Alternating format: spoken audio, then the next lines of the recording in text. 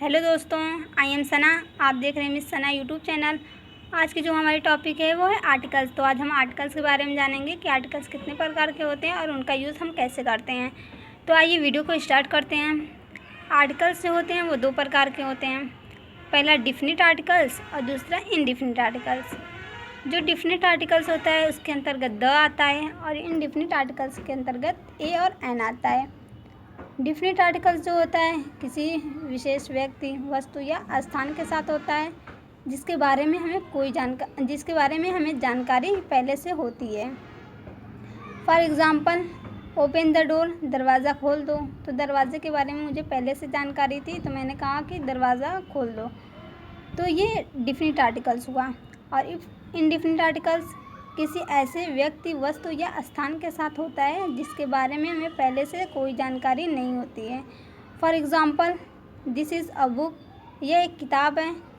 तो ये कौन सी किताब है, मुझे इसके बारे में कोई जानकारी नहीं है। तो ये इनडिफिनिट आर्टिकल्स हुआ। तो हमने आर्टिकल्स के बारे में तो जान लिया कि आर्टिकल्स जो होते हैं वो दो प्रकार का होता है, पहला डिफिनिट आर्टिकल्स और दूसरा इनडिफिनिट आर्टिकल्स। अब जानते हैं कि ए और एन का यूज़ हम कहाँ पर करेंगे। तो सबसे पहले हम जान लेते हैं जो इंग्लिश में अल्फ़ाबेट्स होते हैं उसके बारे में। इंग्लिश में जो अल्फ़ाबेट्स होते हैं उनकी संख्या 26 होती है, जिसमें से 5 वावेल और 21 कॉन्सोनेंट होते हैं। ए ई आई ओ यू वावेल होता है और बाकी जितने 21 होते हैं वो कॉन्सोनेंट होते हैं। इसी तरह हिंदी लैंग्वेज में भी होता है। अ आ ई उ ए न जो होता है ये स्वर होता है, वावेल होता है। और क से लेके ज्ञ तक जो होता है वो व्यंजन होता है, कॉन्सोनेंट होता है। और एक बात और, जब हम छोटी क्लासों में पढ़ते थे तो टीचर्स बताते थे कि जब वावेल हो तो वहाँ पे हम एन का यूज़ करेंगे और कॉन्सोनेंट के साथ हम ए का यूज़ करेंगे, लेकिन ये छोटी क्लासों के लिए सिर्फ था। अब मैं आपको बताऊंगी कि ये साउंड के अकॉर्डिंग हम ए और एन का यूज़ करेंगे। इफ़ ए एन का use, if the next word start with A Wavell sound. जब हमारे अगले शब्द की शुरुआत वावेल साउंड से होती है तो वहाँ पे हम एन का यूज़ करते हैं। For example, he is an honest person. तो यहाँ पे एच जो है वो एक कॉन्सोनेंट है, तो आप कहेंगे यहाँ पे ए होना चाहिए जैसे पहले बताया जाता था छोटी क्लासों में, लेकिन नहीं, यहाँ पे साउंड के अकॉर्डिंग ए और एन का यूज़ हम करेंगे। और यहाँ पे एच जो है वो साइलेंट है। तो ऑनेस्ट मतलब अ एक वावेल है, अ का साउंड क्रिएट हो रहा है, इसलिए हम यहाँ पे एन का यूज़ करेंगे। अब जानते हैं कि हम ए का यूज़ कैसे करेंगे। ए का use, if the next word start with A consonant sound. जब हमारे अगले शब्द की शुरुआत कॉन्सोनेंट साउंड से होती है तो हम वहाँ पे ए का यूज़ करेंगे। For example, A university. फिर वही यहाँ ये यू है वो वावेल है तो यहाँ पे एन होना चाहिए, लेकिन साउंड के अकॉर्डिंग मैंने बताया कि सब होता है, साउंड के अकॉर्डिंग हम ए और एन का यूज़ करते हैं।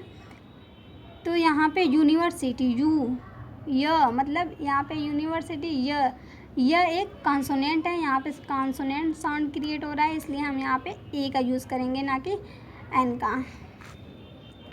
अब हम जान गए कि ए का यूज़ हम कहाँ पे करेंगे और एन का यूज़ कहाँ पर करेंगे। अब जानते हैं कि हम द का यूज़ कहाँ पर करेंगे और कहाँ पे द का यूज़ हम नहीं करेंगे। तो ये द है, इसको दी भी पढ़ा जाता है। तो मैं बताऊँगी कि कब इसको द पढ़ते हैं और कब इसको दी पढ़ते हैं। जैसा कि मैंने बताया पहले कि जब हमारा वावेल साउंड क्रिएट होता है तो वहाँ पे हम एन का यूज़ करते हैं, और जब हमारा कॉन्सोनेंट साउंड क्रिएट हो रहा है तो हम वहाँ पे ए का यूज़ करेंगे। सेम टू सेम वही बात है, जब यहाँ पे हमारा वावेल साउंड क्रिएट होता है तो हम वहाँ पे दी पढ़ते हैं, और जब हमारा कॉन्सोनेंट साउंड क्रिएट होगा तो हम वहाँ पे द पढ़ेंगे। फॉर एग्ज़ाम्पल, द बॉय, ब एक कॉन्सोनेंट है, यहाँ पे कॉन्सोनेंट साउंड क्रिएट हो रहा है तो इसको द बॉय पढ़ेंगे।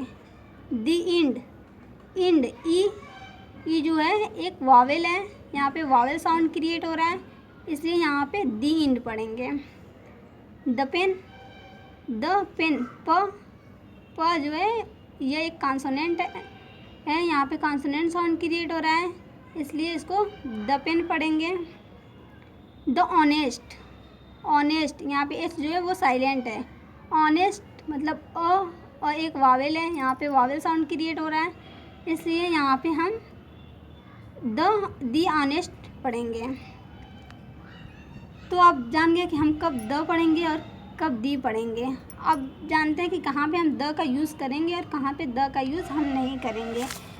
तो जब यूनिक वस्तु लोगों के साथ जो केवल एक हो, उनके साथ हम द का यूज़ करेंगे, जैसे the boy, the it, the sky, etc।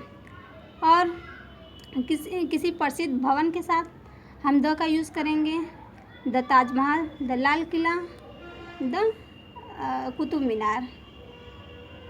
और सुपरलेटिव डिग्री जो होती है उसके साथ हम द का यूज़ करेंगे, द मोस्ट।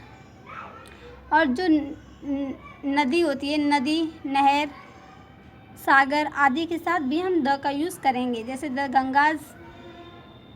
ये तो हम जान गए कि अब द का यूज़ किसके साथ करेंगे। अब मैं बताऊंगी कि द का यूज़ हम किसके साथ नहीं करेंगे। द का यूज़ हम कंट्री के साथ नहीं करेंगे, किसी भी कंट्री के साथ हम द का यूज़ नहीं करेंगे। और दूसरी बात कि हम द का यूज़ किसी लैंग्वेज के साथ नहीं करेंगे। तो इन सब के साथ हम द का यूज़ नहीं करेंगे।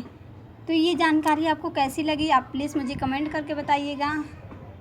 और अगर आपने मेरे चैनल को लाइक सब्सक्राइब नहीं किया है तो प्लीज़ आप मेरे चैनल को लाइक कीजिए, सब्सक्राइब कीजिए और बेल आइकन को दबाइए ताकि आने वाली नोटिफिकेशन आपको मिलती रहे। आज के लिए इतना ही। Thank you so much. Goodbye, take care.